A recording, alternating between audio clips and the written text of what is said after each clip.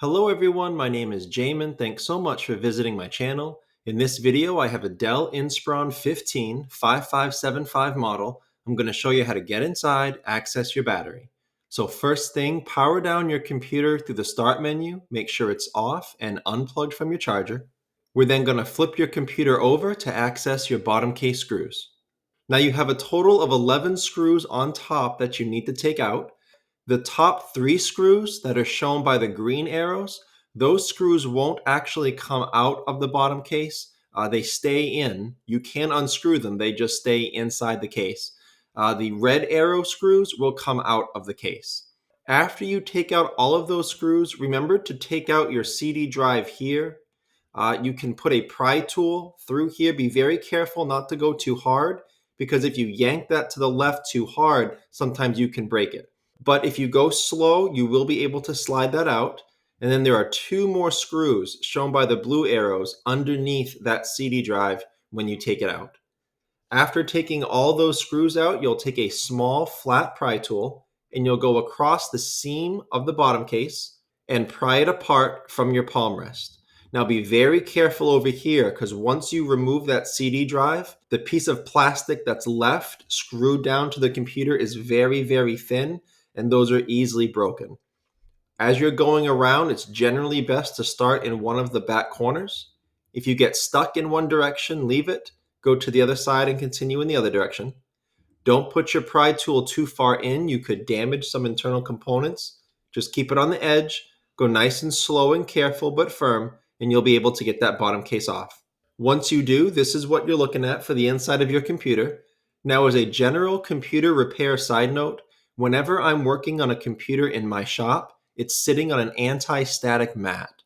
Either that or an anti-static bracelet are great ideas to avoid damaging anything in your computer when you're working on it.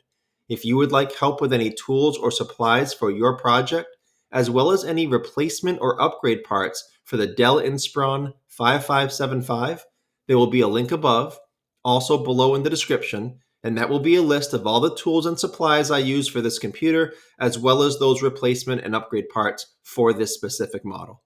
This is a 42 watt hour, 11.4 volt battery. If you're looking for help finding a replacement, the part number is WDX0R. I will have all that information below in the description.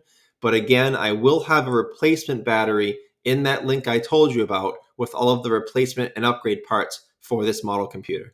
It's held in by 4 screws and it plugs into the motherboard right here. Now, as goes for any cables or wires in a computer, try to avoid pulling on the actual wire if at all possible. Try just to manipulate the plug. Sometimes you can damage the wires if you handle them too aggressively, and sometimes if you pull too hard, they can come right out of their plug. So with this white plug, you can get your fingernails or a pry tool on either side of that and wiggle it out of that port. I guess the last thing to mention about this kind of an operation, if you are here because your computer is not turning on, it could be your battery, you may need to replace it, but keep in mind that a laptop should typically still turn on and work even with a bad battery as long as your charger is plugged in.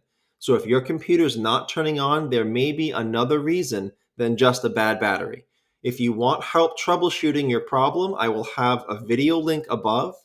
Also below in the description, it'll be the full troubleshooting process I use in my shop to troubleshoot why your laptop's not turning on and how to fix it.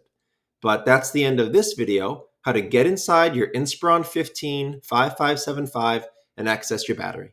Thanks again so much for watching. Please remember to like and share if this helped you out, if you think it can help someone else out, and feel free to subscribe if you enjoy DIY computer content like this, or if you just want to keep me on hand to answer any of your future computer questions. I do try to answer all questions throughout my channel at least a couple times a day.